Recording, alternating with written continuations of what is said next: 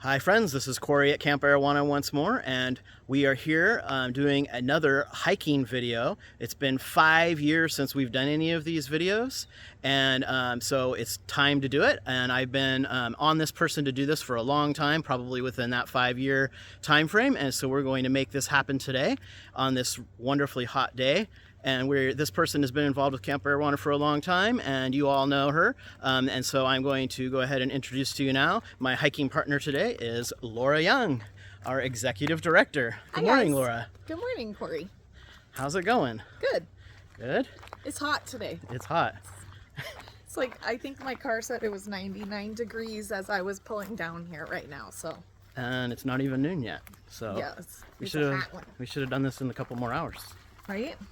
Or early, but neither one of us would be up early. Not today. So, we are walking on the Bluff Trail here at camp, and this happens to be both Laura and I's favorite trail on camping, some of our favorite spots around camp. What makes the Bluff Trail your favorite space, Laura? I love it just because I think I don't know, it has, I think, some of the oldest growth in the forest that we have here at Camp Arowana. I don't know that for a fact, but it seems like it.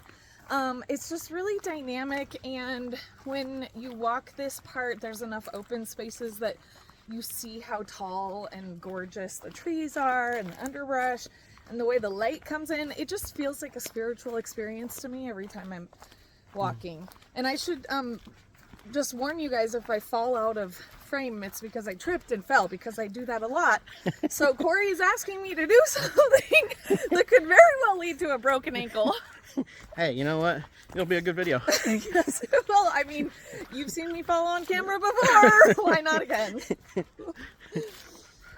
So, in just a quick nutshell, what is your job as executive director?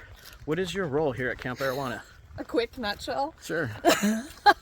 I guess if I was trying to tell the world what an executive director of a nonprofit camp was supposed to be, is I have the pleasure of helping the other leaders of Arowana be successful in their job. So, oh my gosh, we're getting close to the bridge, and there's lots of roots. There's new trees down. Corey, don't fall off the bridge. This thing's secure. The bridge is secure, but leading up to it, I don't know about that.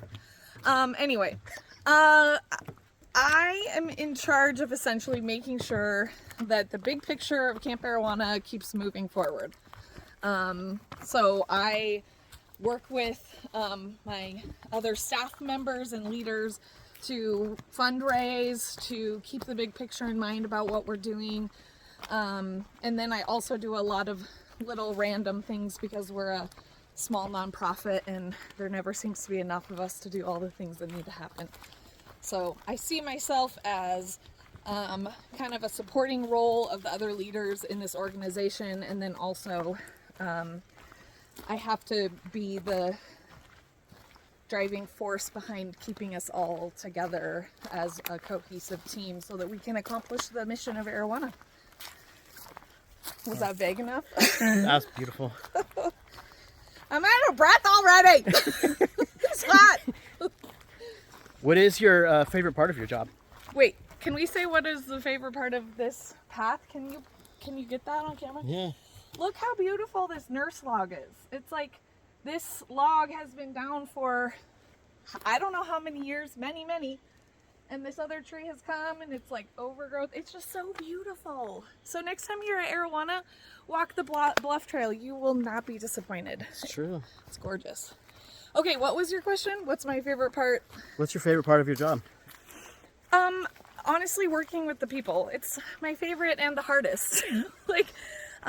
Just because people who want to work here or volunteer here, they have the mission in mind of wanting to serve God by serving all of our campers and our guests.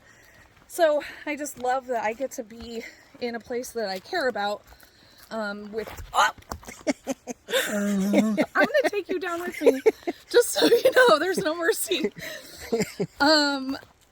Yeah, just the people. I like getting to know the different personalities and encouraging them, and it helps remind me how important it is to live in a community, and not just live, but work and focus and care for other people.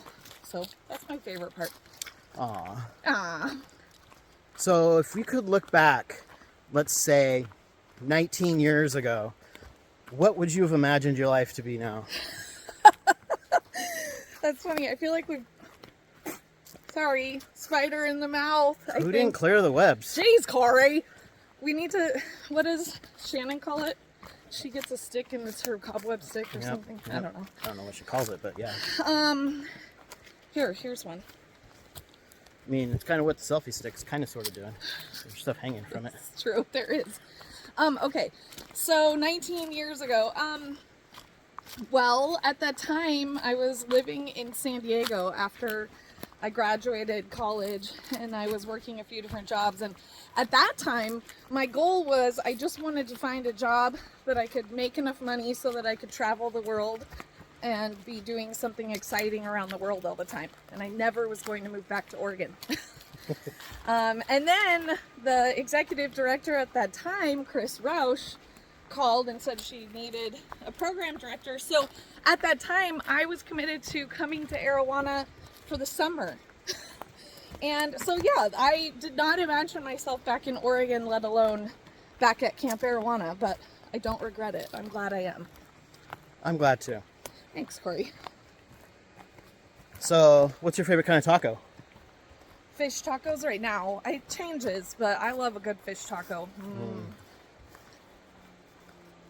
With, like... There's rocks here. Corey's being cautious. With, like a chipotle aioli. Yeah. Is it lunchtime yet? Almost. It is. What is the thing that you are most proud of in your time here at Camp Arowana? What I'm the most proud of, I think probably, I think just that, of course, none of us do this well all the time, but, working at a small nonprofit, and then during the years that I've been here, we have really been growing and like doing a lot of changing, and so it's been hard, like really hard sometimes. I think that people, when they think about working at a camp, they often, when I tell them what I do, they're often like, oh my gosh, you get to hang out with campers all the time, and I'm like, yeah, I wish. That would be super awesome. But you know, our role in leadership of a nonprofit like this is really mostly administrative and also personnel. I see them. I see the spider webs. And so we do, it's a lot of hard work figuring out like what is our role, what needs to happen next. And then as the world changes, everything for what we do and how we do it changes all the time. So I think I'm the most proud of the fact that I can't even say I'm proud of it. I'm thankful that God has given me the strength that even when I want to quit, and even when I want to be like, yeah, this is too hard, I'm done, or I have, what's it called, imposter syndrome, like, I don't know what I'm doing. I didn't go to school to learn how to be a leader of a nonprofit, and so I doubt myself. God has continually been like, Laura, your time isn't done yet, and I will love you no matter what you decide, but I want you there. And so just sticking around for the long haul, I think that is what I'm proud of. Hopefully that's something that my staff and other people are glad that they're not like, Laura, is it time for you to leave yet? No. Yeah, so that. I think also the other thing is I have learned so much about myself and communication and being patient, learning to not be so critical of, ow, sorry, that was a blackberry vine in my toes. learned to just like keep the big picture in mind. Like, okay, there's these conflicts and there's these things that are happening, and none of this is easy, but God has a bigger picture in mind. And so I'm proud that I've been able to mostly keep that the forefront as we grow this beautiful nonprofit. Oh, so what did you major in school? Yeah, good question. I majored in philosophy and theology. Yeah, I thought I was gonna go to seminary right after school, so I took the easy route and just did all the philosophy and theology classes, preparing myself to go to seminary because I planned on being a youth pastor, and it didn't work out that way. So did that change because you came here, or was that already kind of not happening before? Before I graduated, I realized that I didn't want to keep going to school for ministry. I really felt God calling me, like, Laura, this is not everyone's story, but for me, I felt like God telling me, like, you don't need to go and sit in a classroom and learn more about what I'm doing in the world. I want you to be in it. It's time for you to get out and do it. And so at that time, I had what I would say a more narrow view of ministry. I was thinking, well, if I'm not a youth pastor, then how can I do ministry? But then once I came back to Oregon and started working at Arowana, God really revealed to me, like, it doesn't matter what your vocation is. And yes, I am fortunate enough to work for and with a nonprofit that our goal is to glorify the Creator and to tell other people about how amazing and loving our Creator is.